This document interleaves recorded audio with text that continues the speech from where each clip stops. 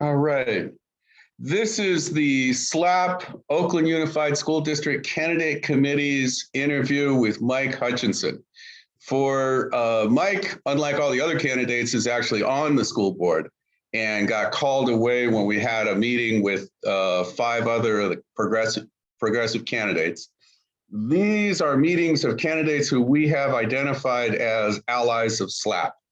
So this is not a, questionnaire-based process. And what we really want to do is have a conversation. Since Mike was not able to participate in round 1, we're going to try to let him address the same issues and the same questions that were asked at our general meeting with all the other candidates. And then this will be posted to our website along with it. So, Mike, are you ready? Yes, sir. Thank you. You're always ready. Okay. So question number 1, this could take me a little second to ask, is in brief, it's where are you going politically? Responses could include, what do you hope to accomplish as a school board member? What do you see as the greatest challenges facing the Oakland Unified School District? What are your views on privatization of our schools, Howard Street Terminal, or something else that we have not known to ask? We'll give you about 5 minutes to address this as you see fit. Great, thank you. And thank you for giving me this time tonight. Oh. Yes, unfortunately, for the last scheduled time, we actually had a Charter Matters Committee meeting scheduled, and I am now the chair of that committee. So I'll start with that part of the question, actually. So I do not believe that charter schools are public schools. And I've been working for a long time to really lift up our public schools and to make sure we could have full local control over decisions around charter schools so they weren't just imposed on us. And so let me say about Howard Terminal. As a lifelong A's fan and as a very disgruntled former Oakland Raiders season ticket holder, the only solution for the A's, if we are going to rebuild a new stadium, is to do it at the current location. And Howard Terminal or other pieces of public property should be off limits to both the Fishers, the A's, and really any private entity like that.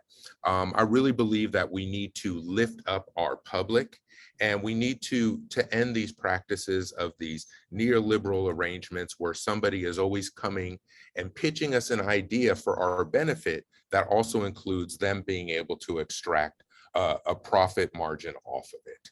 And so that's been a lot of my objection to charter schools. And I just believe that they are not public schools, and we need to lift up our public schools to ensure we have a quality public school in every neighborhood.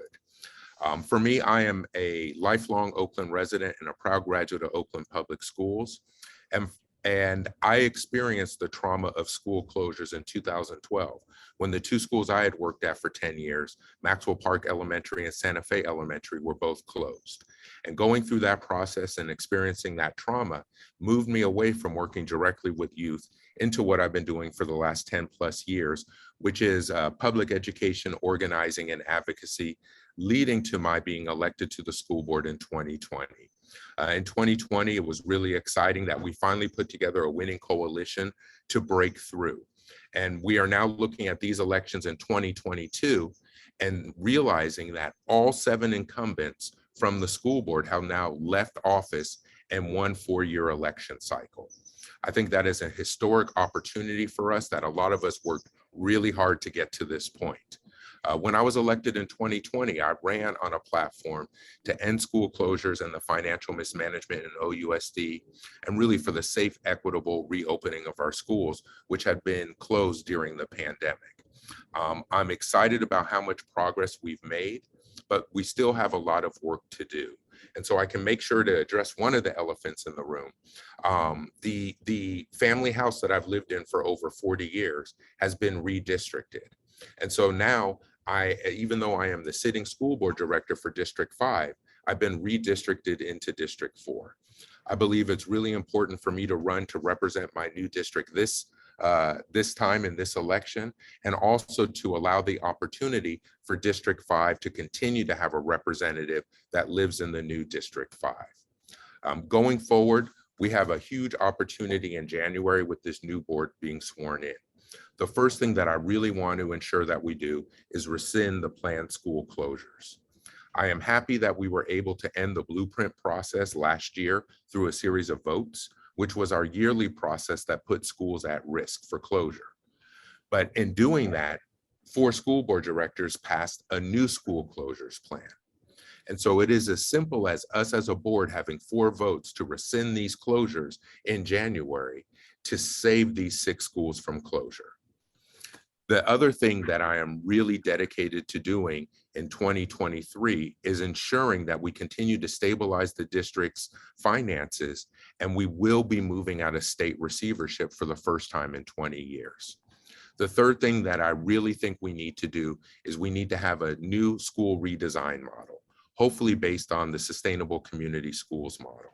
So when we are rescinding these schools from school closure, it's not as simple as just saying, okay, we're not going to close those schools, but we need to then put those schools into a redesign model so those schools will be better than they've ever been.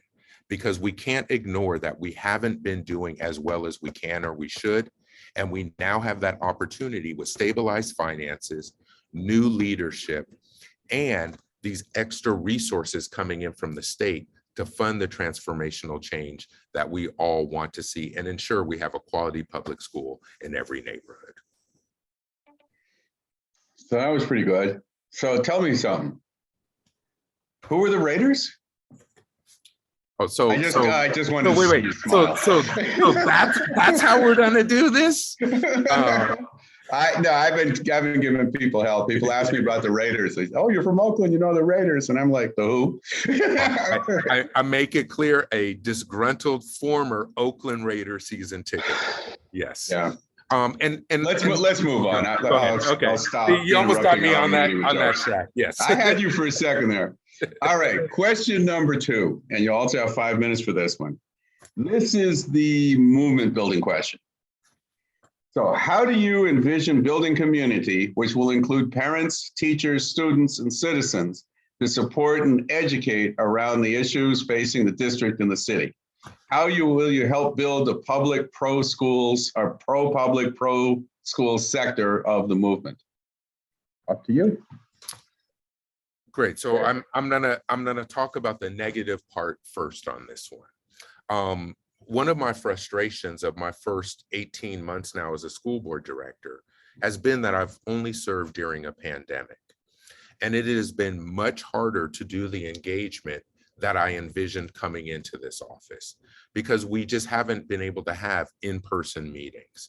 And so I am excited as hopefully this pandemic shifts to a different phase, that's a part that we can do much better going forward. I miss being able to meet with folks. I have not been able to be on the school sites like I would have envisioned, just because we've been in a pandemic for almost the whole time that I've been on the school board. With that being said, I wouldn't be in this position that I'm in now today if we hadn't been able to build a strong movement here in Oakland. When my schools were closed in 2012, when some of us started getting involved around these issues and we looked around and there really wasn't much support there. Most people didn't even understand what was happening. Over these last 10 years, I formed an organization, Oakland Public Education Network. We became founding members of the Journey for Justice National Alliance. I've done everything from testify at the Department of Education in DC on the impacts of school closures and charter schools in Oakland, to lead protests of thousands of people down the streets. By any means necessary, we have learned how to fight against our school closures. And I'm really proud of our track record where since 2012 until this last year with this current phase of closures, before that for 10 years, we had only lost 2 schools to closure when we had 0 votes on the school board. And we've done this by organizing. And we've done this by making being opposed to school closures a majority issue now in Oakland. So much so when this year the school board unfortunately voted to close schools in February, I was invited the next day by 4 city council members and a state assembly member to join them for a press conference on the steps of City Hall so they could announce their opposition to this school closure plan. And I think it really shows how far we've come, especially with organizing, that now we can have politically ambitious folks seeing that standing up to school closures is in their own political self-interest. Now, that might not be the funnest way to put it or the best way to put it, but it shows the strength that we now have around this issue. When school closures came up this year, I was front and center. I used my contacts and my relationships with local media where we got the message out to the whole community to allow us to be able to fight. And having back-to-back school board meetings on Zoom with 2,000 people on each of those meetings was historic, and people heard about it across the country. So I think we have been building a movement, and I wouldn't have been elected in 2020 if we didn't have a strong movement. The opportunity that we have now goes beyond movement building, where we are poised to take back control of our school district and to start building in the affirmative direction. 2 years ago, I talked a lot about the 3 phases that I looked for us to go through. The first thing that I saw coming onto the board was we needed to stabilize the school district. And I think we've done a good job of that through our finances and through some of the other moves that we've made. The next step now that hopefully we're entering into is an envisioning process, because before we build going forward, we need to have a community-wide process to engage everyone to figure out what kind of schools do we want to build together. And we haven't had that process without the threat of closures and privatization for at least 20 years in Oakland. Hopefully, once we can go through that, and that allows the community to buy into the decisions we're all making collectively, then it is time to build the kind of schools that we want going forward. I feel really confident that we've created the conditions to go into that envisioning phase next year and hopefully begin building the year after that. Again, this is a historic opportunity with historic increases in funding that we're receiving. And with this new school board leadership coming in, this is our chance to finally build the kind of schools that we want to see going forward. Okay. I have 6 questions here, all of which were asked by people in attendance of the other meeting. So what I'd like to do is just ask them to you. You just have to imagine that I'm 6 different people, but I'll ask them of you in pretty much the same order they turned up in the other meeting. And we'd like you to keep your answers down to a minute if you could. Sounds good. But we're not, I mean, some things they're gonna be a word. Maybe you're gonna need extra time. You just tell me if you need the extra time. So the first question is, what is your position on ranked choice voting in your race here in District 4? What have you taken a position? What are you gonna do? Well, you know, it's an interesting question, and I don't think people mean the same thing when they ask that question. You know, so I declared for this race in January. And my opponent, one of my opponents who people want to link me together for ranked choice, didn't declare until May and never had one conversation with me before they declared. So they made it clear that they don't look at this as they're working with me. Mike? Yes. In the other discussion, we named names because everybody was sitting there. So you mean Pecolia? I mean Pecolia. Okay. So Pecolia never reached out to me before she declared, and I declared months before her. And I found out from it by her putting a photo on Facebook. And so that does not lead me to believe that this is a candidate who was looking to work with me. Also, organizations have not been endorsing in a way for ranked choice. OEA only endorsed my opponent. That's not a ranked choice strategy. SEIU 1021 endorses me. That's not a ranked choice strategy. I think our best strategy is to back our strongest candidate, which I've proven by my victory in 2020 to be. And so I would encourage and ask everyone to vote for me, number 1. And if you want to, you can also vote for Pecolia, number 2. But by the way this race has been formed, it's been made clear to me that my opponents are not looking to work with me in any sort of coalition or ranked choice alliance. All right. You answered this question earlier when I asked you where you were going politically, but just so you can say it really clearly, you will vote to rescind the closures. The first action that I will be taking at the first school board meeting in January is to introduce legislation to rescind the school closures. And Okay. if I'm voted board president, I will immediately agendize that item for a vote. Okay, so let's save your time for other things. We just, next question was asked, and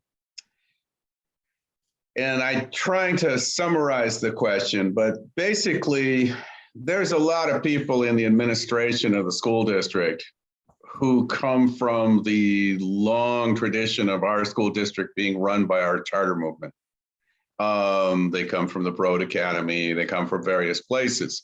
So what's your take on all these pro-charter staff who are in OUSD management, basically? Well, just like you asked me to mention names, I would ask people to mention names because we actually don't have many of those people left in our district anymore.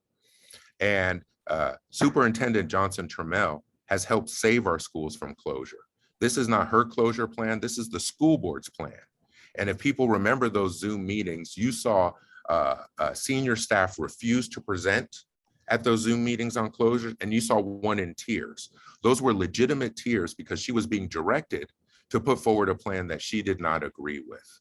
And so what we need to look at is what we've been able to accomplish over the last 18 months. By stabilizing our finances, we're now projecting surpluses. And this closure plan comes from the school board. It does not come from any work being done by district staff. And so I think we've done a good job of already forcing those people out of the district. And in the end, the school board directs policy through our vote. And so that's why we need a strong community-oriented school board to direct the superintendent. All right. This is not really the same question. This has to do more with the price of management. A couple of people were very concerned with the number of six-digit employees in management and also the very expensive and heavy use of outside consultants. Could you comment on that, please? So two separate issues and kind of two separate problems. So one of the things is because we've been receiving extra funding from the state, so far as we've stabilized the budget and our finances, we have not done any work on reprioritizing our budget. We've done it largely because there's been an increase in funding. And so we still have work to do internally with the roughly $40 million spent on consultants and outside contracts. I would definitely work to bring as many of those in-house as we can with union district employees instead of this reliance on outsourcing. When it comes to salaries, it's a difficult situation because in a real sense, we can't really lower people's salaries. It becomes very difficult. And we are also in competition with surrounding districts when it comes to administrators. And so this is something that there's going to have to be a lot of work in, and we have to have some real nuance to this, because I'm going to take just a couple more seconds on this because this one gets me. We have some places in our district that, yes, it is bloated centrally, but we have other places that are under capacity. And in my opinion, the real problem that's grown up over time is we pay middle management way too much. But that is going to have to be a long-term issue that we address, because if we cut everyone's salary 20%, those folks probably won't work here anymore. And is that what we really want? Or is what we want is to raise the level of pay for everyone across the board so there's not this disparity between central administration and other jobs? And I would argue that's what we want to do.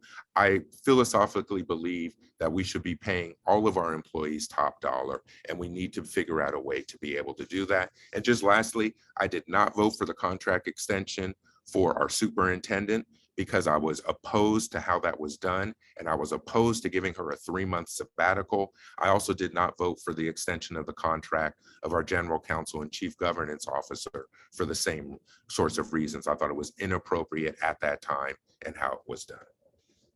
Okay, here's a question for you. This group is called Schools and Labor Against Privatization. do you see for yourself a role in helping build SLAP, helping build this part of the movement? And if so, what would it be? So I'm not sure exactly what you mean by the question, because I don't see my role in building a specific organization. You know, I have an organization that I co-founded, and I am involved with other organizations already. I'm always available to work in partnership with groups. But I feel like I've been contributing to the growth and building this movement over the last 10 plus years. And it's encouraging to see so many members of SLAP who I know that I've worked with in the past. But I don't know if I will be directly working with SLAP in that sort of way. But I am very involved with this movement, and I have been for over a decade. Okay, and now the last question. We've gone a little over, but since I'm the MC, I get to decide to do that. This is a question that came up. Is there really the claimed budget crisis at OUSD, and what is the role of FCMAT in the decisions for closures? So there is no financial crisis, and I can't stress this enough. And if you look at our official budget numbers, we are now in OUSD projecting a surplus the next 2 years. We have not had those sorts of projections for 20 years. These are the sorts of things that are allowing us to move out of state receivership next year. And these surpluses are before we even budget the extra $100 million we're currently receiving from this year's state surplus. FCMAT does not have a direct role in OUSD. What we have is we have a trustee that's appointed by the county superintendent. But FCMAT does not have a direct role. FCMAT does not direct school closures. FCMAT has not directed school closures. The school closures come directly from the school board vote that we all saw. And so I can't stress that enough. There is no invisible hand. And I wasn't sure before I got on the school board, but I can now say with 100% certainty that FCMAT's not in charge and there is no invisible hand. The school board has the authority and the sole authority to make these decisions. Except for the receiver. Oh, the receiver doesn't make decisions. The receiver can only stay or rescind a decision by the school board. They do not have the authority, and the way the law is written, they cannot take affirmative action. They can only respond to actions taken by the school board, or they can suggest actions, but they do not have the authority to take direct action unilaterally. Yeah, but they do have a veto. They do have a veto. Okay. Yeah, they can stay or rescind any decision. But that's not Okay, how school, Mike, but, we've but, wait, run wait, over, Mike. but that's not how school closures works. You know, there isn't anything for them to veto when it comes to school closures. So again, FCMAT and the trustee are not behind nor driving school closures. That is our local school board and the votes that our school board directors made. Right, but time is driving the end of this discussion. I'd like to thank you for making the time for us. And like I said, we will post this alongside the other stuff. I think, Andy, we should be able to get that done before our next SLAP meeting, right? Is there anything else you would like to say? Goodbye or anything like that? Sure. I'll throw in a goodbye, and I'm always available to meet. Also, I think, you know, one of the things I just want to stress again, and you know, in general, it's been hard for all of us during the pandemic, where we just haven't had as many conversations as we've all had in the past. And so hopefully going forward, there'll be ways to start reconnecting more. So if nothing else, the flow of information needs to be better, but also for these more philosophical and projecting conversations, so we can all try to at least be on the same page of understanding, if not the same page of action. All right. Well, with that, we thank everybody for being here. And we will get back to you once we have this thing posted.